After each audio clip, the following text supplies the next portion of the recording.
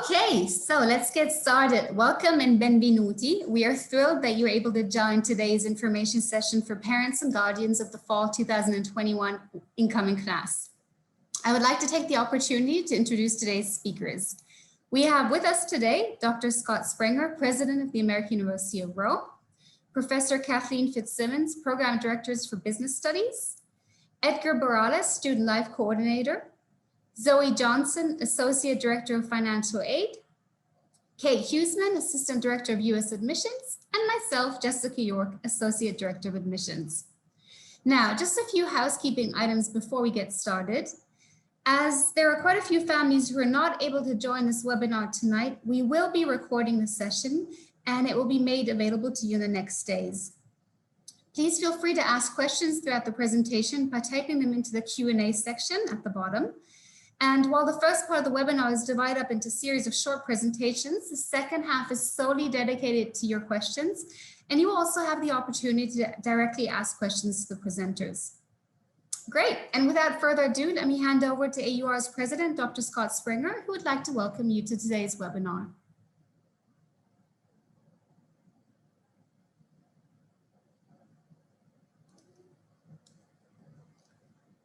President, you're going to have to unmute yourself, otherwise we can't hear you.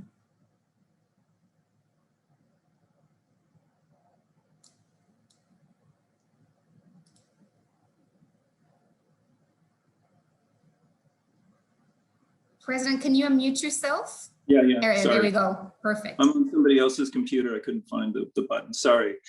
So as Jessica said, my name is Scott Springer. I'm the president of AUR. I've been in this role for 1 year. And I'm really happy to welcome you to this meeting.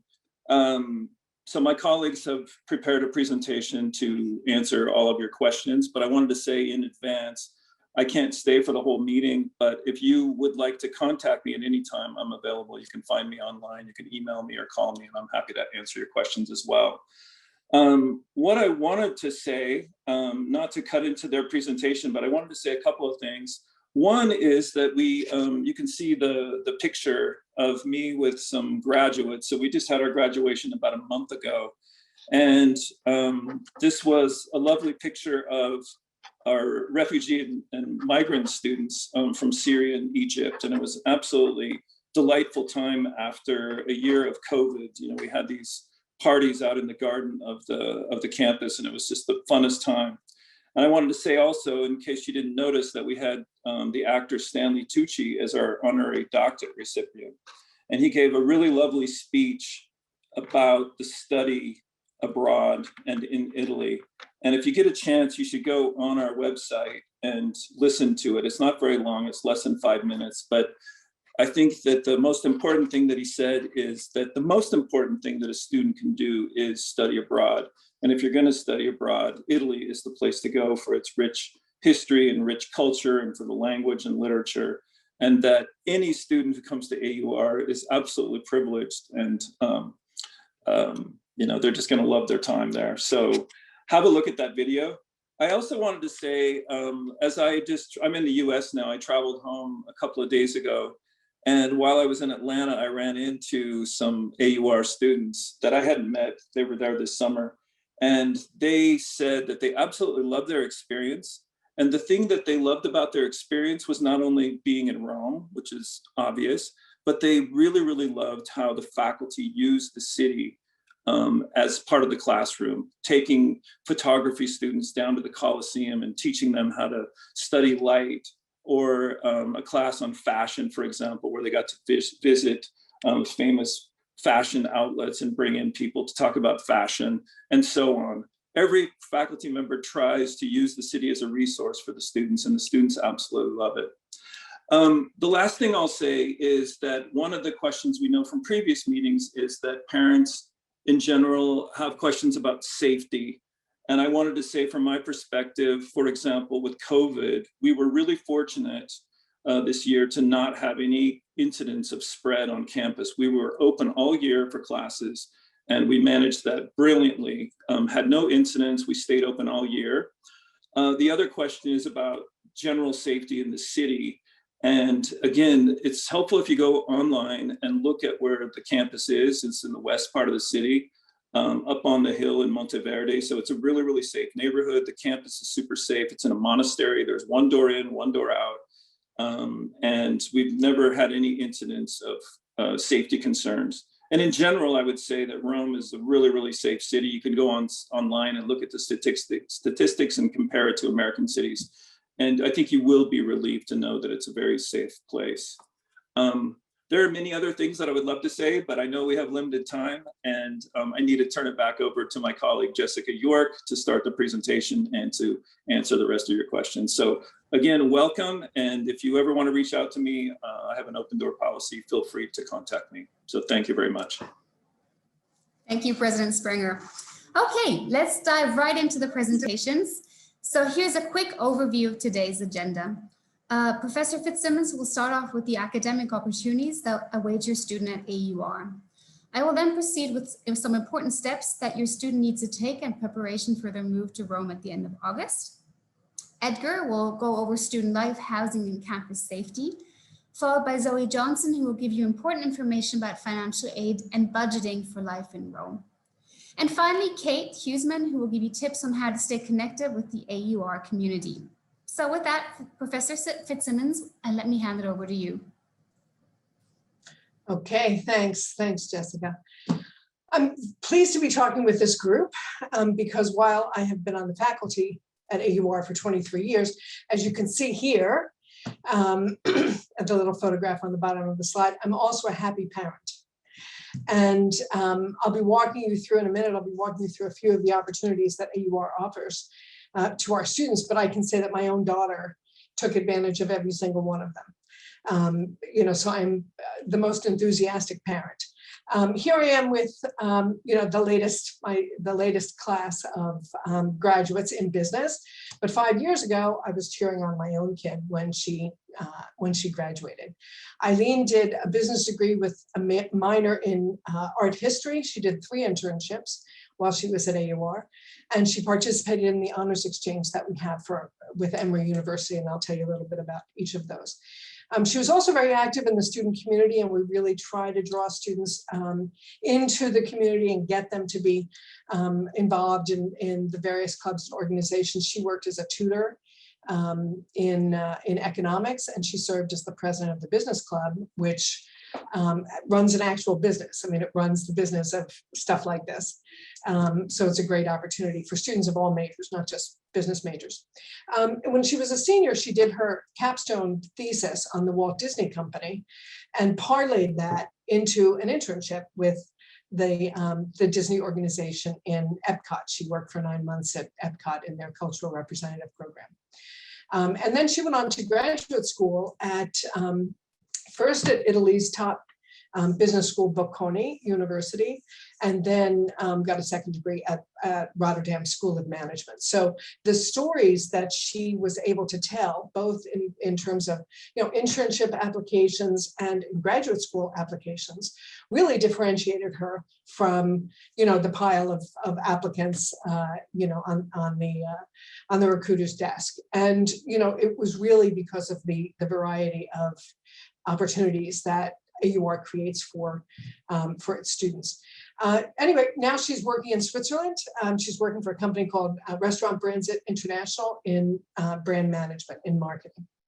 And I like to think of her as kind of the perfect example of a student who profited from the various opportunities that AUR makes available to its students.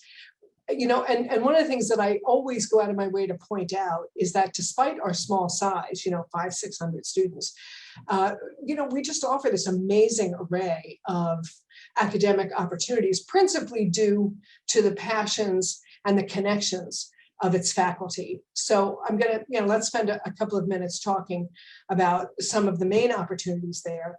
And Jess, when I hit my 5 minutes or whatever it is, cut me off because I could wax poetic about AUR, endlessly. We can move on to the next slide, which, kind of lists what I think some of the major opportunities are. And as parents and guardians, I would say, to be kind of making a mental list because the students, obviously, you know, they're going to be introduced to all of these opportunities when they start at AUR, but not all of them are opportunities that they'll do their first year, right? Or even their second year. And so, you know, you kind of have to keep this mental list of the various opportunities that are available to students so that they know when to take advantage of them. First one is just superior academic advising, where we just really do excellent academic advising. Everyone, once they come in, the students are assigned an advisor, generally in their major, if they've declared their major. And the advisor is not only someone who's going to walk them through their study plan, right?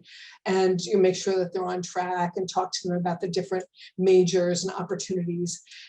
They also represent kind of a safety net. You know, we get a sense of, you know, who our students are, you know, whether they've got, you know, what their network is, you know, what their, you know, where they're living, what, you know, kind of other concerns they might have. We're a counselor, we are a cheerleader, and we're also pushing them, you know, to keep them on track and to ensure that they are doing all of the various opportunities that AUR offers.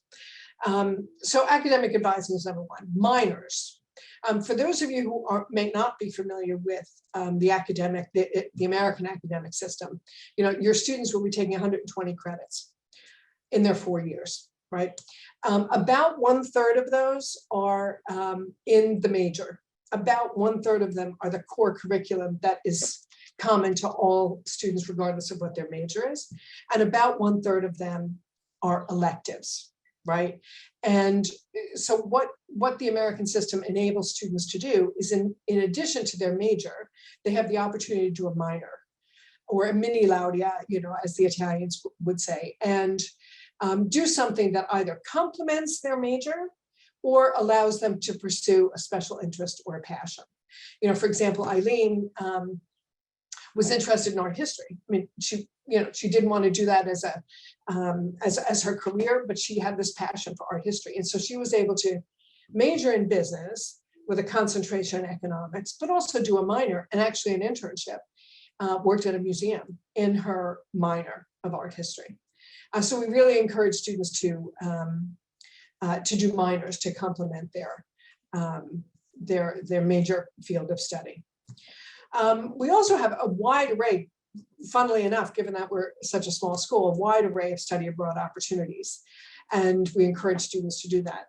It's clear that many of the students are already studying abroad by virtue of the fact that they're not Italian, right? They're coming to Rome and studying abroad.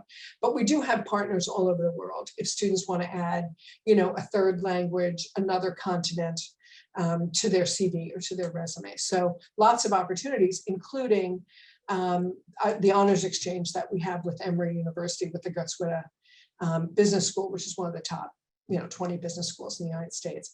And it's open to all majors, not just business majors. Field studies, we have, you know, one of the kind of related to the passions of the faculty, we have a really impressive array of field studies, which are usually 3 or 4 day travel-based courses. And, you know, for example, in business, we, you know, every year we take students to a different region of Italy and explore the political and economic perspective of that particular region, you know, taking them to places that they might not visit as tourists. In the TTM program, the Travel and Tourism Program, takes them to UNESCO World Heritage Sites and, you know, introduces them to the people who are managing those, you know, and talks about the trends and the impact on the travel and tourism area. International Relations has a series of trips where they take students to the headquarters of different international organizations. So they go to Geneva or Brussels. And they have another series that focuses on conflict areas, right? So they go to Northern Ireland or Kosovo. So giving students the opportunity to talk to politicians and policymakers, focusing on their area of study. We have an array of on-site classes, and this photograph, you know, is taken from one of them. Imagine, you know, having your student digging in the Colosseum, which is what this group was doing, with a course, an on-site course offered through the Archaeology and Classics department. My daughter, for example, did a course on archaeology of Rome, and every single day they were meeting someplace, they were never in the classroom. The professor would say, okay, tomorrow, I'll see you at the forum, and the next day, I'll see you at, one of the churches or whatever it was. So really get a sense, as Scott mentioned before, of using Rome as our classroom, and making sure that we're embedding the incredible resources that we have here in what we're teaching. Internships are, I mentioned, I think it's internships. Internships are a fabulous opportunity, and students can access them either through our office, and this is something that they can do in the last 2 years of study. So that once they've got 60 credits, they can do an internship for academic credit. And they can either do it through our office, where we'll place the student, or if they've got a great opportunity, back in their home country or elsewhere, they can cook up their own, and we can work with the supervisor at the job site to ensure that they can do that internship for academic credit, make sure that they're fulfilling the requirements. And the vast majority of our students do internships, certainly far in excess of the 50%. Which is the average in the US educational system. And we also have we also help students prepare for graduate school. I mentioned that my daughter went to graduate school. We have a bunch of students who just graduated, one going to New York University, a few going to Lewis here in Rome. We have a few who are studying right now at Bocconi, and a number of other graduate schools. So we also help them through the process of getting to know graduate schools and kind of building their application. And I think I don't know whether I want to my 5 minutes, Jessica, but these are, I think, what the principal academic opportunities are. And I'm happy, I'll be sticking around, so I'll be happy to answer specific questions if you've got them about any of these or any of the other aspects of the academic experience at AUR. I'll be sticking around for the Q&A. So I will bounce it back to Jessica. Thank you very much. I also just wanted to add, we also have our own graduate school. So if students do want to stick around at AUR, then we have 3 different graduate programs for our students. Okay, now let's talk a little bit more about steps that your students need to take before starting their studies with us at the end of August. So the most important resource your student has is access to our university portal called My AUR. And here the students can find all they need to know, from details on how to apply for student visa, their tentative schedule, the academic calendar, housing forms, placement exams, as well as a very detailed pre-departure guide that outlines all the steps in preparation for the start of the semester. Okay, I'm just going to talk about a few key points. So next slide, please. Okay, so here is our academic calendar, really important. And I'm just going to point out a few of the dates here that are really important for the students to know. So orientation week starts on August 23rd, and your students should aim to arrive on that date or prior. Students will partake in a week of orientation before classes start the Monday after on August 30th. Then we've got a fall break between November 22nd, 26th. And then on December 14th is when the final exams end, and that concludes the fall semester. Again, this is just a picture of the academic calendar, which can be found in My AUR. Next slide, please. Okay, so the actual orientation week is a jam-packed week full of activities and opportunities for students to familiarize themselves with the campus and the surrounding neighborhood of the university, but also where their apartment is located. Our aim is that by the end of the week, students have had a chance to connect with the other incoming students, as well as meet the staff and faculty that will accompany and support them during their time here at AUR. All activities are planned to be in person, but should students need to quarantine upon arriving in Rome, all sessions will also have online access. Just going to go through some of the key events. So on the Monday, the students arrive, they check into their apartments and have a chance to relax and get to know their roommates as well as their neighborhood. On Tuesday, students come to campus, check in with admissions, and spend the day with a student life team We will give them all the information they need about everything non-academic. We will end the day with a welcome dinner at a large outdoor Italian restaurant where they get to try out amazing Italian food. On Wednesday, we will host academic orientation sessions followed by the President's convocation in the AUR garden. And should you be in Rome, we would obviously love to have you there and join the event. On Thursday, students meet with their academic advisors and finalize their schedules. So they will be sent a tentative schedule throughout this next month if they haven't received it already.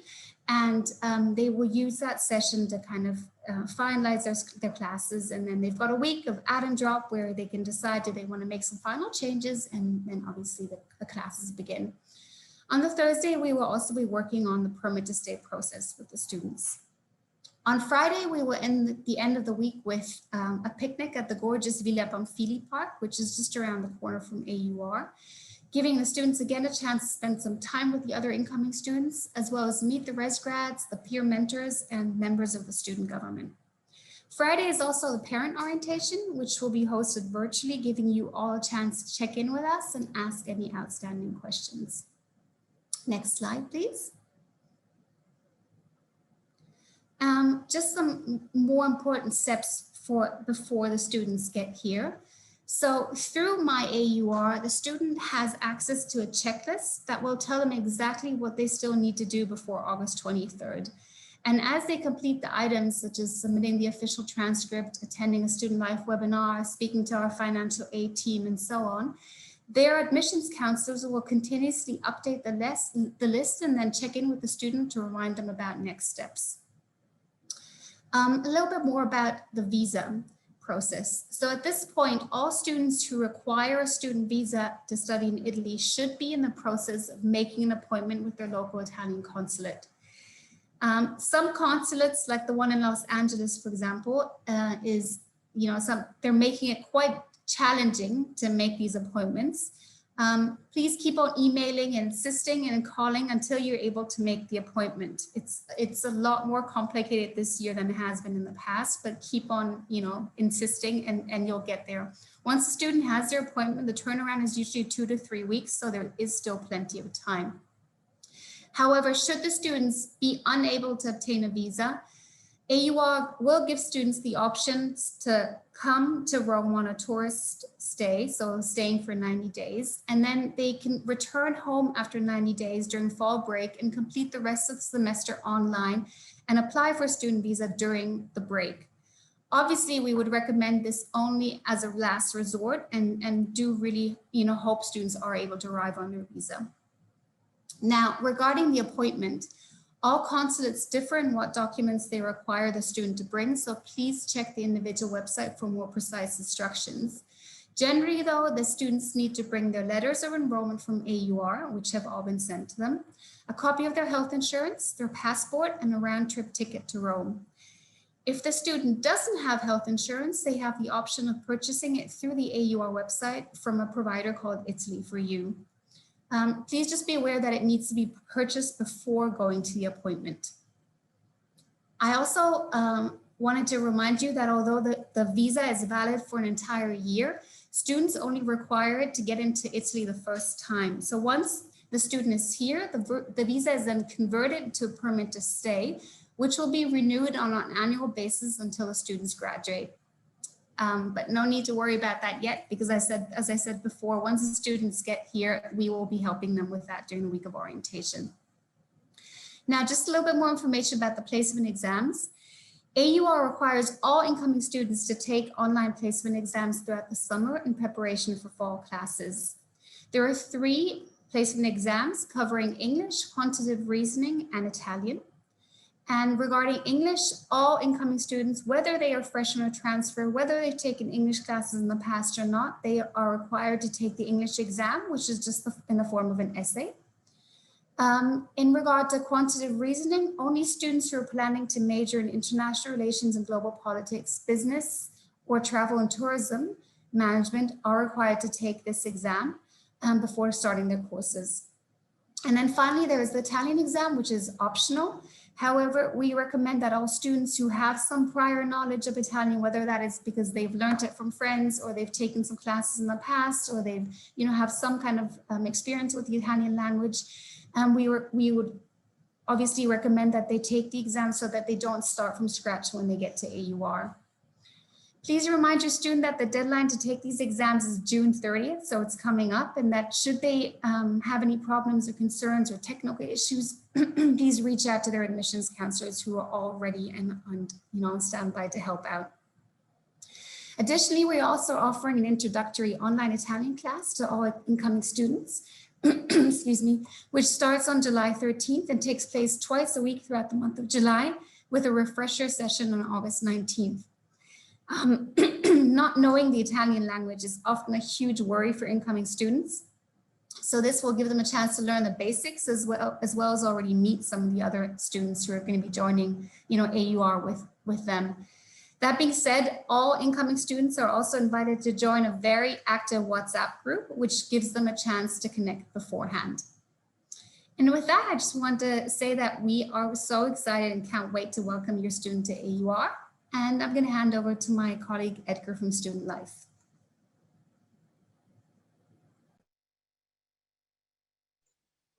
Thank you, Jessica. Thank you.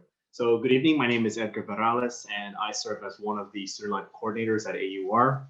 For the past 11 years, I've had the privilege of working alongside such wonderful colleagues in the Office of Student Life. And as you may know, our office offers many rich opportunities for students to learn through extracurricular activities. We'd like to say basically that we focus on all of the fun stuff. Not only do we deal with sports, student clubs, volunteer opportunities, but we also look after arrivals, housing, and of course, student conduct. And yeah, students can use our office as a source of just general information and guidance throughout their academic career at AUR. This is certainly a time of transition for many, especially with the current pandemic, but as you may have read, brighter days are certainly ahead of us. Your student is about to start a unique journey by moving away from home, starting university abroad, making new friends, learning a new language and such. And just a reminder, we are here with you throughout this journey, so count on us to support you and your student. Our number one priority, of course, is providing a safe learning environment for your student. And Jessica did touch on arrivals briefly. On the student life side, as Jessica said, students are asked to check in on Monday, August 23rd. And on this day, we will arrange pickups from FCO, Leonardo da Vinci Airport, for students in student housing. So students should aim to meet AUR staff at the airport before 3 p.m. And of course, throughout the years, we've experienced issues such as baggage, lost baggage, flight delays, flight cancellations. If this does happen to your students, please notify Student Life as soon as you can. That way we can advise as to what it is that you need to do to make sure that your student checks in on time. And that's pretty normal. Just reach out to us. Having said that, it is imperative that students submit their flight details to us. I know that the deadline is next week, June 30th. If there are any issues with submitting the travel details by that date, just let us know. We're pretty flexible, but we will need those flight details before your student gets to Rome. That information will help us prepare for for the arrival of your student in Rome. So once students are welcomed at FCO Airport, they will be given a welcome folder, and in the welcome folder, there's an orientation schedule. There's a bus ticket, a map of Rome, other information that will help students, assist students in just getting settled down during the first few days. And at that point, we will basically provide transportation to student accommodations, again, for students in student housing. And once they get to their accommodation, they will be greeted by someone from the housing agency that we work with. They will be given a tour of the apartment because Italian apartments are different compared to apartments in other parts of the world. And they will also receive their keys. So basically the first day is just reserved for students to get settled into housing, get to know their roommates, explore their neighborhood, get to know where the bus stop is, where the cash machine is, and so forth. And of course, we will be leading a series of tours, not only of the neighborhood, but also Rome. And this is useful for students just to get acclimated with the city during the first few days. And I'd like to underline the fact that in each student unit, there's a housing guide that outlines important phone numbers, full address, travel instructions to AUR from the student units, and just other straightforward information about life in Rome. Another thing to note is that our housing is not dormitory style, but we do have our furnished apartments in the surrounding areas near the university, and students electing this type of housing basically are encouraged to be independent.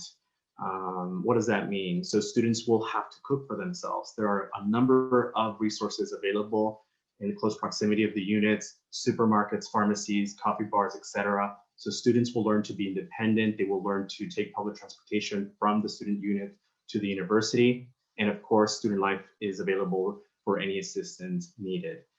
And one of the questions that we often get is, well, what about laundry services? There is a washing machine in the apartment, so students will have to wash their clothes, their belongings, and there are no dryers in the apartment, so there are drying racks that students can use. What else is included in the housing? There are single beds, towels, sheets, linens, comforters. There's a kitchen that all students can use. Again, they will be cooking for themselves unless you set aside a budget to eat out. The apartments have typically 2 to 3 bedrooms, and each bedroom is double occupancy. We do have a very, very limited number of single bedrooms, but those are given to students with medical needs. So if you do need to get a single, just let us know ahead of time. That way we can take a look at your request. And another thing that I'd like to point out is the fact that these AUR units are within walking distance or can be reached via one of the bus lines that service the area, the 75 and the 44 bus. We do not have any buildings that are dedicated strictly to AUR students, but instead our apartments are alongside Italian families. So it's quite a unique setup that we have. And for those that have to quarantine, again, if the need is there come August. This depends on the country that you are coming from. Should this be the case, should you need to quarantine upon arrival, we will of course provide the assistance, for example, information on food delivery, access to classes, medical support while you are in quarantine, the student. And for those that have elected or are looking into independent housing, there's no need to check in with staff at the airport or directly on campus on August 23rd. You will just need to basically go directly to your independent housing and then just follow the orientation schedule that will be sent to you a few days in advance. As for student life orientation activities, students will basically sit through an orientation that covers non-academic policies, cultural differences, health services on campus, housing, permit to stay, transportation, sports, and other useful information.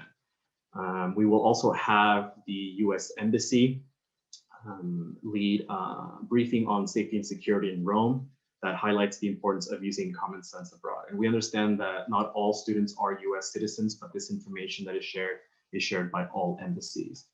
And finally, students will be able to apply for the permit to stay if, again, they are non-European citizens. So a group of immigration consultants, Italy for You, will be available on campus. And the cost of that permit to stay is set at 170 euros, and that is paid directly to the immigration consultants.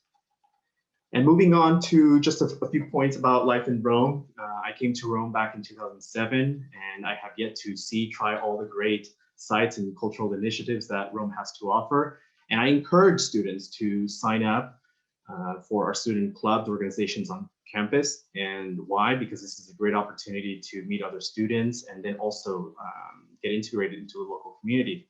For example, the Volunteer Club organizes events that take students around Rome. The objective, is to get students to learn about social issues, whether it is through a park cleanup or a visit to a refugee center. And as Jessica pointed out earlier today, we do have a group of upperclassmen, the res grads, that organize events for students on a student budget. And those events take place not only on campus, but also off campus. And the goal is to introduce students to Italian culture, whether it is through a day trip, to a nearby location, language exchange, tours of Italy, where students can learn about food and so forth.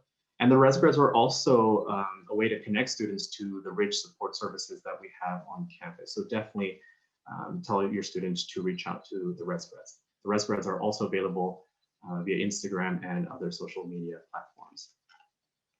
We also have various sports such as basketball, volleyball, and futsal, the 5-versus-5 soccer. Most of our teams compete in tournaments that include other American campuses and Italian universities. And Student Life also organizes optional field trips that take students to Tuscany, Sorrento, and Assisi. If students are interested in signing up for these field trips, all they need to do is just sign up on the first day of classes. And of course, I can go on for hours, but I know there's a time limit. I'd love to talk more about the unique opportunities that are available on and off campus. But take a look at our social media just to get a gist of what has been offered in the past few weeks. There's just a lot going on. So please take a look at our social media. When it comes to safety, students should do everything they would normally do in a large metropolitan city to just be safe. Italy, as one of the G8 member nations, focuses a lot on safety. Italian police are known for their expertise. And one of the things that was underlined earlier today is the fact that the university is located in a quiet residential area. We are a gated community, so there are walls, there's a gate that surround the university. And we are in frequent contact with both Italian law enforcement and Rome-based US authorities. And yeah, so a couple things about safety on campus. For example, there's 24-hour camera surveillance of the university premises and perimeter. In order to access campus, you do need a student ID card for students, staff, and faculty. Especially now when it comes to COVID, we want to make sure that only those that have been tested that are authorized to enter campus may do so. And if there are any visitors, they need to check at the security booth.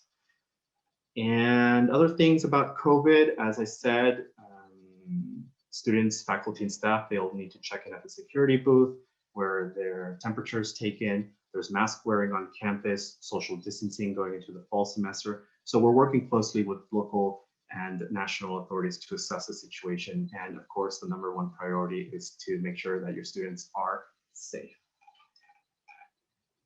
And moving on to the medical services. So there is a qualified medical doctor and counselor available for students on campus by appointment. And these services are free of charge, so students can email the medical professionals directly and go see them as many times as they need. And we understand that nowadays students they're taking medication back home, I should say, or are following therapies back home. So in that case, we strongly recommend that you check in with your physician back home to understand how that will play out abroad. And if need be, we can put you in touch with the medical professionals on campus to see how that will work out during the 3 or 4 years that your student will be spending at AUR in Rome. There's also a group of English-speaking doctors called Med in Action, and they've been around for about 10 years or so. They have offices scattered all over Italy, and they're slowly expanding into other parts of Europe. And they've worked closely with AUR for the past 5 or 10 years. And this is a private service, and students may reach out to them at any point during the day, night, weekend, national holiday. Since it is a private service, of course, there's a fee to pay. They do take insurance. They have a wonderful website that you can go and see what insurance they take. And of course, for any true emergencies that you would call, the 911 number back home, there's the 112 emergency number that students can call. And we ask that students reach out to that number in a true emergency and then call the university emergency number, where a trained staff member will answer and assist the student as needed.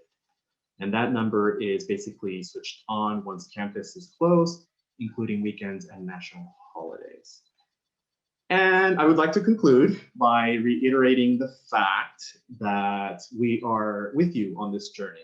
For the past 18 or so years, you have been part of your students' development, so please do maintain contact with your student. but in a different way. They are adults at this point. They will need you to listen more than before, to understand what they are going through, the transition, right, to university life abroad. So my advice is to ask questions. Ask questions to understand why they're happy, why they're going through a rough period. Ask questions to understand how you can support your student, right? They are flexing their muscles now, trying to understand where this incredible, unique experience that not a lot of students have the opportunity to take, and where this experience will take them. So we're all, of course, rooting for your students' success. There may be some bumps along the road, but that's fine. This will help your student build resilience, something that is much needed, right? It's needed in this world. And I believe Paulo Coelho, the famous writer, once sort of compared parents to archers, right? That your student for the past, that your student is the arrow, I should say, sorry. And that this arrow has sat on the bow for the past 18 or so years. And at one point you will let go and hope that that arrow reaches the target.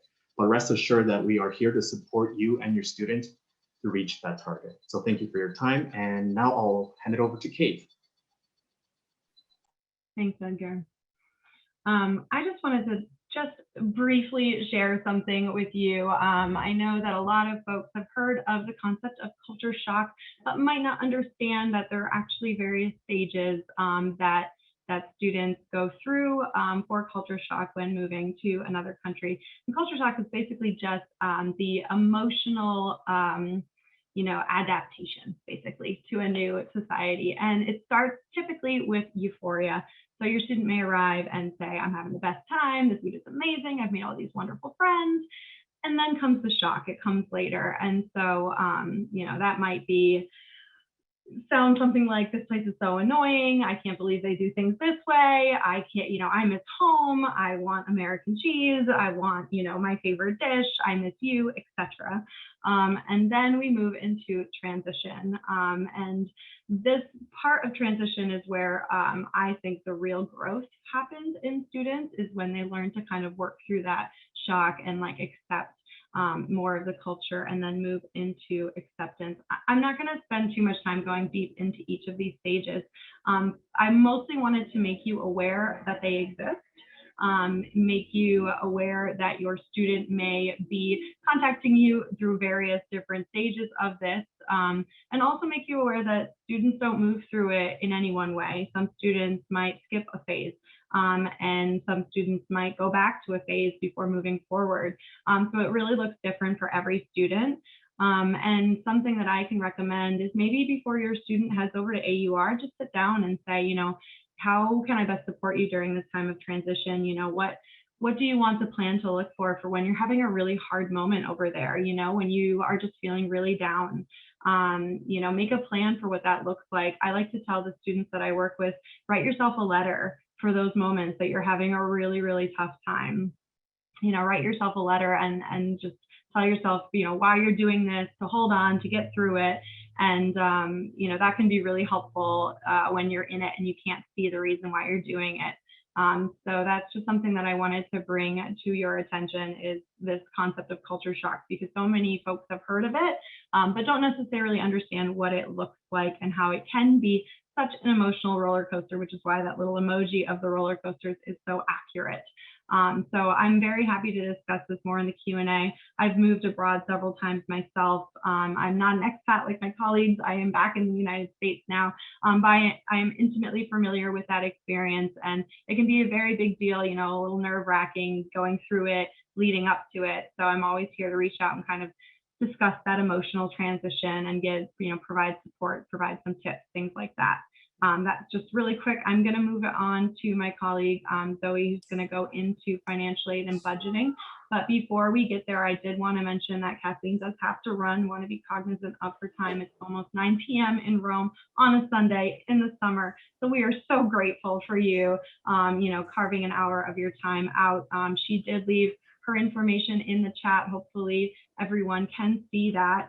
She's always there to answer questions, a wonderful resource, not only as a professor, but as a parent. So please do feel free to send the questions to her. And thank you so much, Kathleen, for taking the time. Not at all, not at all. And I did put my email in the chat, so I'd be happy to follow up with anybody after the session. Thanks, Kathleen. And I did see a quick question come through. Should we post questions in the chat section or the Q&A section? Kind of up to you. You know, we've got a lot of questions in the chat already. It's, you know, I think the Q&A is nice because then we can answer live or type. So if you are, you know, comfortable with that, I'd probably point you that direction. But if they pop up in the chat, we'll see them. We'll answer them anyway. So don't worry if you don't, you know, get it right in there. So, all right, without further ado, we'll move on to financial aid and budgeting for life in Rome. Okay, hello everyone. I'm going to try and be as quick as I can because I do want to leave time for questions. So I'm just going to give a quick general overview of what we do in financial aid and also how we assist your student in budgeting for life in Rome. Next slide, please. So one of the most fundamental services that we provide is personalized counseling. So one-on-one counseling sessions that begin at the admissions application process all the way through graduation and even beyond. And that's where we really support you in a customized way. And we have found that it's also very successful when family members, parents and or legal guardians also join their student for these sessions. That's very helpful.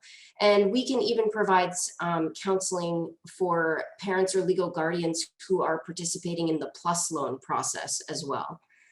So that can be a resource. Next slide, please. So two of the large US governmental programs that we administer are the US federal loans, which is by way of the direct subsidized, unsubsidized, and the PLUS loan, as well as the VA benefits.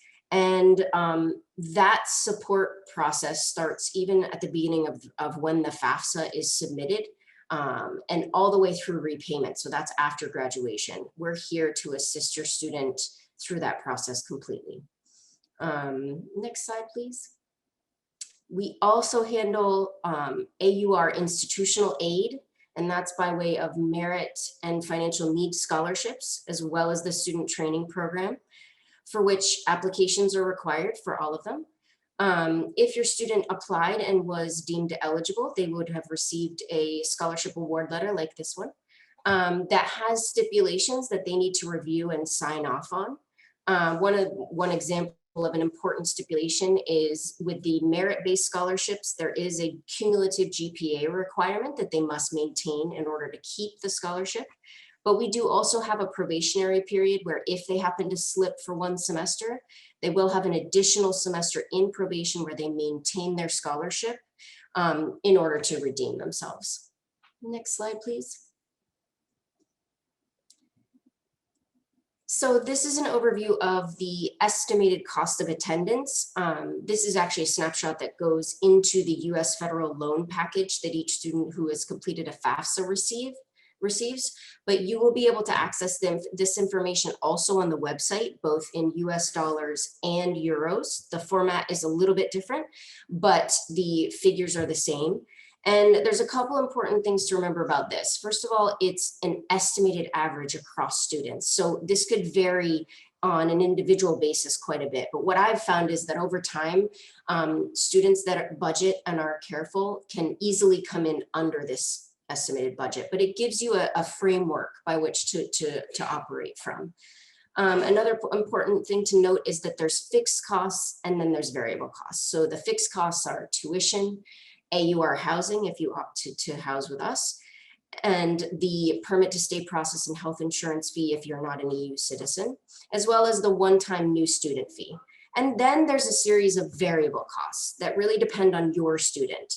And that's meals, transportation to Rome, within Rome, once you want to travel throughout the semester, books and supplies, and personal expenses. And these are things also that we go through in detail with the student during our counseling sessions.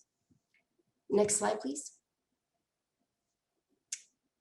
So now I'm just going to give a couple quick tips that I often give students as well.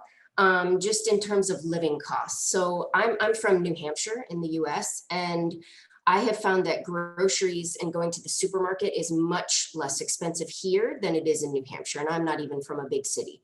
So students on average can expect to budget between 50 and 100 euros per week for groceries. And we do encourage them to eat, cook and eat at home as much as possible. But on the other hand, things such as breakfast are quite cheap. The typical breakfast in Italy is a cappuccino and a cornetto, which is a croissant, and that is under 3 euros. So especially compared to the US, the costs are quite different. Dining out, a full course meal, even in the center, could be approximately 30 euros, which is also compared to other metropolitan cities quite affordable. However, we don't recommend that students eat out all the time. Transportation within Rome is also quite affordable. There's a monthly transportation pass that's only 35 euros, and that counts for metro, tram, train, bus. So it's really, really handy. And then one of the things that's famous about Rome is the drinking fountains that are scattered all over the city. And the water is cold and it tastes good and it's free. So next slide, please. Then a couple tips about books and supplies. So there is quite a range in what students could spend, and that directly depends on the major that they choose. And so I've given a range here of 150 euros to 400 euros. But there are also other options. The student government has an initiative, a book sharing initiative that they have on campus where students share books. The library often has on loan many of the textbooks that are required for courses. And we encourage students to check the syllabi because often professors don't require that you actually purchase the book. So those are just a couple of important tips. And then finally, next slide, about money. So in terms of withdrawal, cash withdrawal, we recommend that students, when they go to the ATM, they get out at least 250 euros and that they carry 50 to 100 euros in cash on them. This is because Italy, it is getting better with debit cards, but it is still quite cash driven. And the example that I used about breakfast, I mean, it's under 3 euros. You can even use change to pay for breakfast. So there is still quite a bit of cash moving around, but the debit cards are used. I do get the question quite a lot about an Italian bank account. And my recommendation actually is that you don't jump into getting an Italian bank account right away. Instead, what I recommend that you do is that you check with your existing bank to understand what the international fees are for withdrawals and purchases. And make sure that you let them know when your student will be in Italy so that their card doesn't get blocked. Oftentimes you'll find that the fees aren't too high, and it's better that the student then potentially look into an Italian bank account once they're actually here and decide if that's right for them. Italian bank accounts do have a quarterly tax, so they actually cost money to open, and they require many, many documents and different documents depending on the bank. So again, it's a really individual choice whether you open an Italian bank account, but I would definitely recommend to take your time in making that decision. And finally, there are a lot of online multi-currency accounts. The most popular one in the US is Wise, which used to be called TransferWise. Revolut is a UK-based one, and N26 is Italian. The advantage of these accounts is that then you could access, you could have a shared account with your student and then be able to top up funds for them in their currency.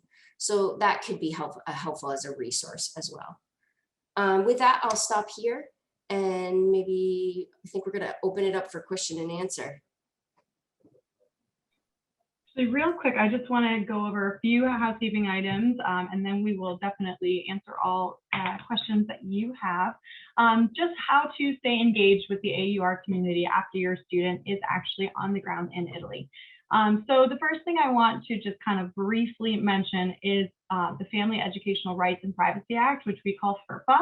You may have heard of FERPA before, but briefly, what it means is that any student who receives certain, who receives like federal funding and things like that, needs to, has rights, basically has privacy rights to their education. And this looks like any guardian of a student up until the age of 18 has those rights on behalf of their student. But when the student either turns 18 or enrolls in an institution beyond high school, those rights are transferred to the student directly. And so what that means is that we, as AUR staff members, faculty members, are not permitted to discuss any private educational matters with a student's parent or guardian without their express permission to do so. So when your student arrives on campus in August, they will have to sign a FERPA form. And this is their opportunity to add any individual that they wish to say, it is okay for you to speak with this individual about my private educational matters. So if you would like to be able to call up the registrar and say, what's going on with my student, or if you would like to be able to have that sort of information, have a conversation with your student before they go. It is the student's choice to add you. They are the ones that fill out and sign the form. So it is up to them ultimately to add an individual onto that form. But I did just want to make you very aware of the fact that we are not permitted to discuss any personal educational matters with anyone that the student has not expressly given us permission to do so. So that is the FERPA Privacy Act in a nutshell. Happy to answer any questions about that further, and just want to make sure everyone was on the same page about that. In terms of staying in contact and knowing, what's on the ground, obviously so many of you are far away from Italy, and it is hard to know, what's going on. So we do have an AUR family newsletter, as well as an AUR parents and families Facebook group. So I'm just going to quickly exit the PowerPoint so you can see how to access both of those things. So bear with me for one moment, please. All right, so first, we'll reload this page. So if you go to the AUR website and you let it load, let it kind of load for a moment. My computer's running extra slowly because I'm running the PowerPoint and the webinar. But when it gets around to it, what happens is a banner drops down from the top of the screen with current updates. And it's still thinking very, very hard, and probably will not cooperate with me, of course, since I'm on a live webinar. That's usually how it goes.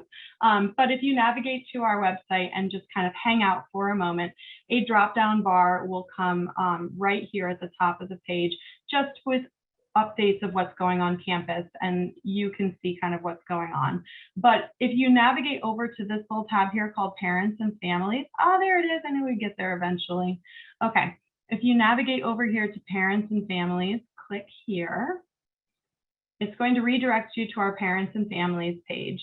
So from this page, you can see, latest university news and events, COVID-19 important information, a lot of information that is important for you, as a parent, guardian, family member. And then you can scroll down, and here is where you can sign up for our regular Parents and Families newsletter. It will go out once a month.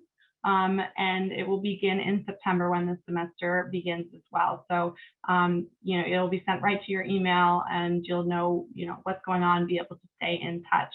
And then in terms of the Parents and Families group, if you have a Facebook and you wish to be involved, you can search for AUR Parents and Families.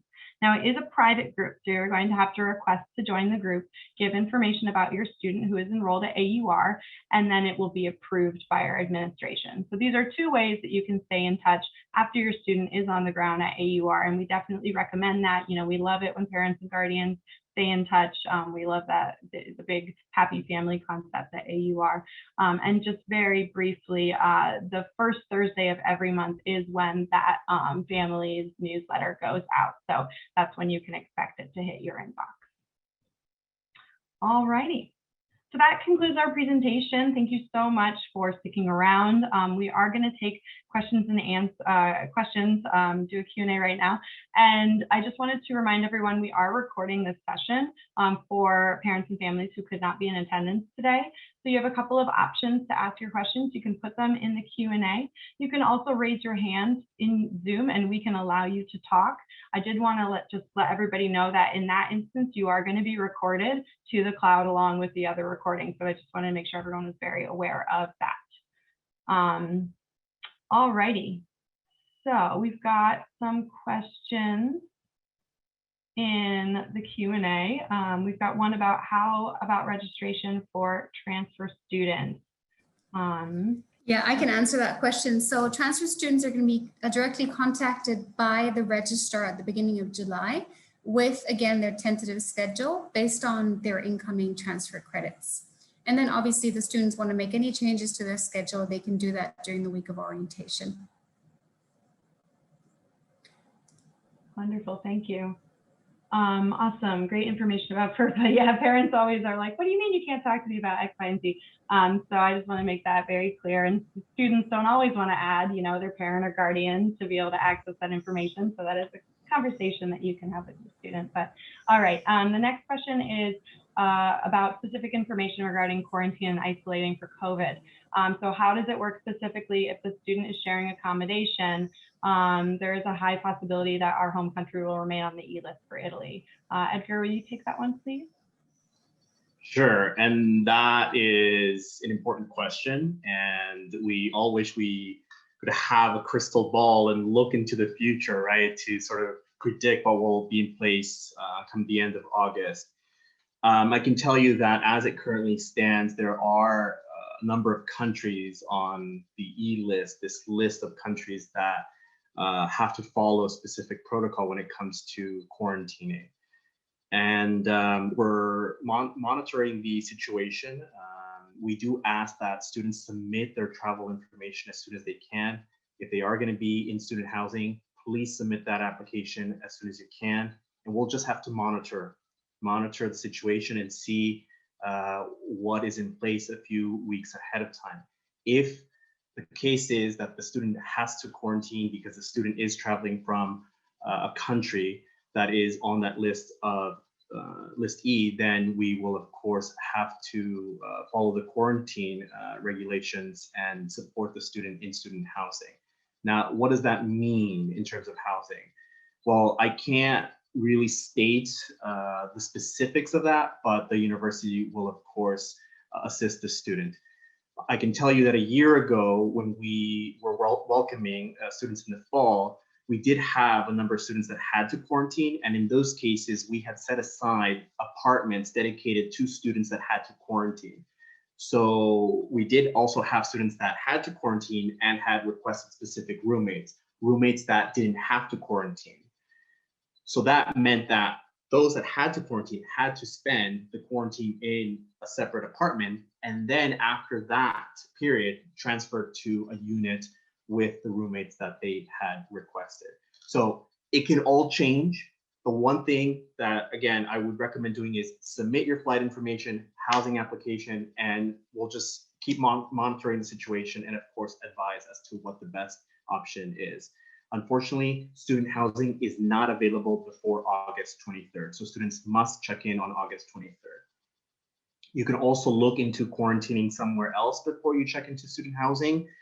But again, this could all change in the upcoming month or two. Thank you so much. Go ahead, Jess. Edgar, there was also another question, if parents are allowed to visit the housing complex once they arrive. Yeah, so again, students are asked to check in on August 23rd, which is a Monday. So if your student is checking in directly at FCO Airport, again, we'll have staff members there from 8:30 till 3. And yeah, you'll be able to accompany your students to student accommodation. And yeah, that's fine. Student housing is not available before August 23rd, so just bear that in mind.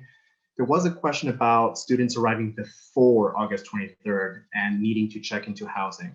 So if you're already going to be in Italy, Rome, traveling for XYZ reason, you need to check in directly at AUR. between 8:30 and I think the last, I think we close at 4 or 5. I have to check on that, but basically you're instructed to check in directly at AUR. Don't wait until, if we do close at 5, don't wait until 4:50 to check in, right? We'll ask you to email, let us know when you would like to check in. That way we can schedule an appointment and make sure that someone is available at AUR to greet you and then accompany you to your accommodation. Wonderful. Edgar, we've got more for you. His question about the housing complex, whether or not they are gated. Will you speak to that, please? Yeah, and this is another important question. We do not have units in a gated community. What we do have, as I mentioned earlier today, are furnished apartments in buildings where you do have perhaps another student apartment or student apartments plural, but your student will also be living alongside Italian families that have owned these apartments for a number of years. There are also offices that are in business during the day. Some buildings do have a porter, but the role of the porter is there to just pick up mail, keep an eye on the building in terms of just maintenance, cleaning, etc. They're not there to act as security guards. One of the things that we talk about is the fact that in some cities, right, like New York City, for example, there are like 10 different locks on the door, right? Well, there's a reason why there are 5, 10 different locks on a door in a city. In Rome, that's not the case. What happens is you have a building, there is a front door to the building, and of course, everyone, whether it's student, neighbor, whoever lives there or has a business there to be there, needs to make sure that that door is closed right behind, okay? Another thing that we point out to students, and then of course, it's just common etiquette here, is if you're not expecting anybody, right, to come to your apartment and somebody rings, don't open, right? If someone has a business there, there's gonna be someone to let them in. Otherwise, there's nothing to worry about. And of course, the agency provides information upon check-in as to just very standard things like rolling down the shutters, because there are shutters, okay? Keeping your windows, doors closed, okay? And one story I can tell you is that a few semesters ago, there was a student who was concerned about the door, the apartment door. It's like, oh, it doesn't lock. I was like, okay, well, show us what you do to lock the door. And the student, when I went there, he literally just closed the door behind him, and that's what he thought, it was locked. No, that's closed, that's not locked. So the agency, we also go through this at orientation, how to make sure that your apartment door is fully locked, okay? Nowadays, we're surrounded by so many distractions. That's why we ask students during orientation, turn off your phone for an hour. This information is useful. I encourage also you parents to have that conversation with your students. This is a life-changing opportunity. There's gonna be a lot of information just thrown at you, at your student, but have your student pay attention and ask questions. Things will be different, okay? Coming from the United States, whatever country your student is coming from, things work different here. Ask questions, because something that may be off, like, oh, okay, should that be working there? There's a reason why. So encourage your student to ask this question. Thank you so much. We'll go to Zoe for a moment. We got a question about the kind of a Zoe Edgar question, really. But we've got a question about the permit to stay, whether or not it's an annual fee or whether or not they pay it one time. So the fees that were on the cost of attendance refer to the initial fee. There are fees to renew it, but it's different. I think it's less. Edgar, I don't know if you know what it is every year to renew the permit to stay, the actual amount. Yeah, so the fee collected by the Edu service, the Italy for You, they changed their name in the last 2 years, so excuse me for that. The fee is set at about 170 euros, maybe 175. And that is paid directly to the consultants once the student gets here. Again, if the student needs to apply for the permit to stay, meaning non-EU citizen. And that fee basically is the fee for the application and the support that Italy for You provides to the student. As we mentioned earlier today, that permit to stay will be valid for more or less a year, all right? There's no need to go back home every year to renew a visa, because that just is going to be chaos and time and money spent. So it's going to be a waste of time and money. So we really encourage students to make a note in their calendar, make a note of the expiration date of the permit to stay card once that is about to expire. Of course, the Student Life Office will be providing information as to what students need to do in order to renew that permit to stay. And it's pretty straightforward. Basically updated copies of the documents that students submit when they first apply. And the fee at that point, if they go and do it on their own, meaning going to the post office, and this is pretty straightforward. I do it every year. And that fee then goes down to like 110 euros. So the difference is basically the fee that you're paying to Italy for you for their services, because they're going to be assisting you during the first application with the permit to stay. They will then accompany you to the main immigration office for the fingerprinting appointment, and then you'll get your card. Thank you so much. I did see a question pop up in the chat. I think, Jess, you're probably typing an answer to it at the moment. We will be sharing this recording. I know a few folks have asked that question, so don't worry about that. Okay, Edgar, you're our favorite. Can you speak a little bit to how we help students set up their phones for use in Italy? That's a great question. And one of the things that I tell families is, make sure that if your student is using a smartphone in Italy, make sure that it's unlocked, right? So if you're bringing your phone from back home, contact your phone provider, make sure that the phone is unlocked. And nowadays, a lot of the phones are unlocked, but I haven't lived in the States for a while, so I don't know what the exact protocol is for that, but make sure that it's unlocked. And at that point, once your student gets to Rome, there are a number of stores. There is Vodafone, 3, Wind, Tim, and they all basically sell SIM cards. And I can't give you a list of the plans that are available. That's something for your students to go directly to one of these stores and confirm. I, for example, pay €8 for 50 gigabytes, unlimited calls. Perhaps that's something that your student can look into. It just depends on what sort of plan meets your needs. If you're going to be doing making international calls, what have you, that's something that your student needs to confirm with the phone store. But it's super easy. You go in there, costs 15, 20 euros the last time I checked. You will need a passport to register the SIM card. And after that, you just pop in the SIM card into the phone and you're good to go. Thank you. And I have also, just from my experience, because sometimes it can take a little while to settle in, you know, get to your housing and everything. So it's never a bad idea to add a few days of international data. So, you know, if your student is coming over with an existing plan and then intends to switch to the SIM card, you know, just add a few days of international data so that when they get on the ground, you know, they can check their emails.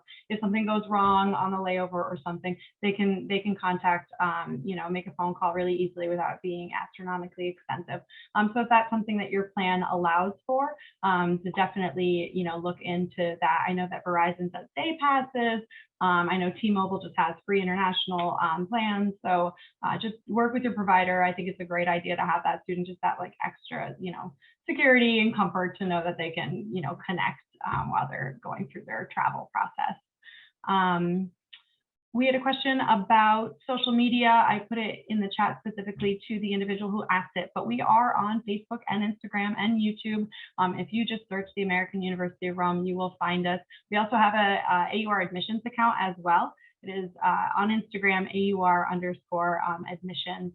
So follow us everywhere. We love to see that. Wonderful.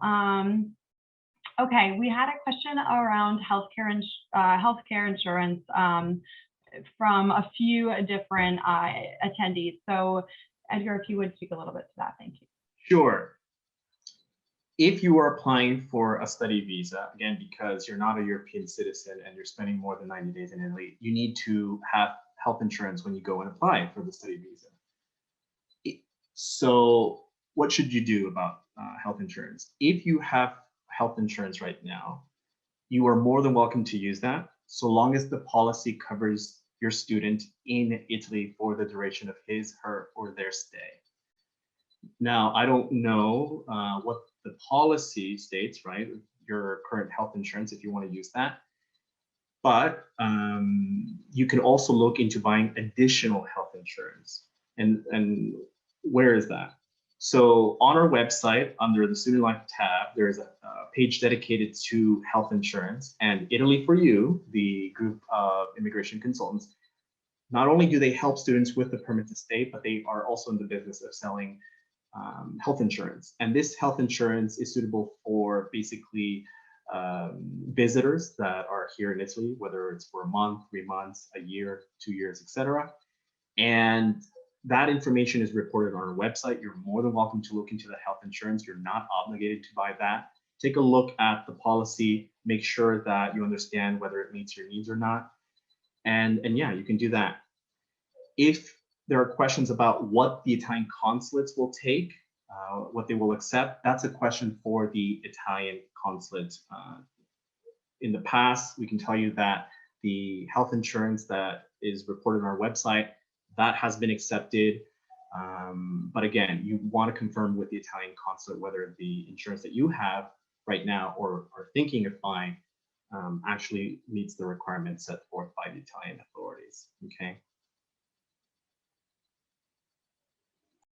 Thank you so much. We did clear all of the Q&A.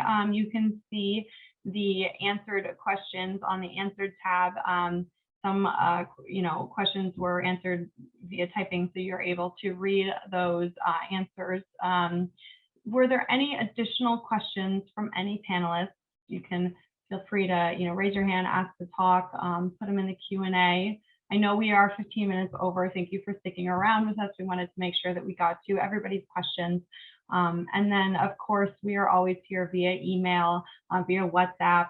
Your student definitely has their admissions counselor information, and we are here on standby to answer any questions, as your student is preparing for this really big and exciting move, next journey of their life. And as Jess said earlier, we are just overjoyed, so excited, cannot wait to be welcoming your student to campus in less than 2 months at this point in time. So Jess, would you like to add any final words? Yeah, I mean, I can just add to what Kate said. We can't wait to meet your student. There's still a lot to do in the next 2 months, so please feel free to reach out to all of us. Kate's based in the US and is actually flying in on the 23rd of August. So if you haven't booked your flight yet and you would like your son or daughter to be accompanied by Kate or jump on the same flight, she's happy to share her flight details. And other than that, anything that comes up in the next couple of months, please feel free to reach out to us. Most of us can be contacted by WhatsApp as well. So all times of the day, if things come up in the last moment. And other than that, we look forward to meeting you, hopefully either virtually or in person during the week of orientation. And it's been a joy to talk to you today. Have a great Sunday. Yes, and I'm just going to put my email in that chat box right now. So as Jess mentioned, I am flying over and I will be, if you would like to know which flight I'm on just to have your student accompanied, definitely reach out. I'm happy to share that information. I'm flying from JFK on Sunday, the 22nd. So, all righty, folks, have a wonderful rest of your Sunday, day, afternoon, evening, depending on where you are in the world, possibly already on a Monday. Thank you so much for attending, and we'll see your student very soon. Ciao.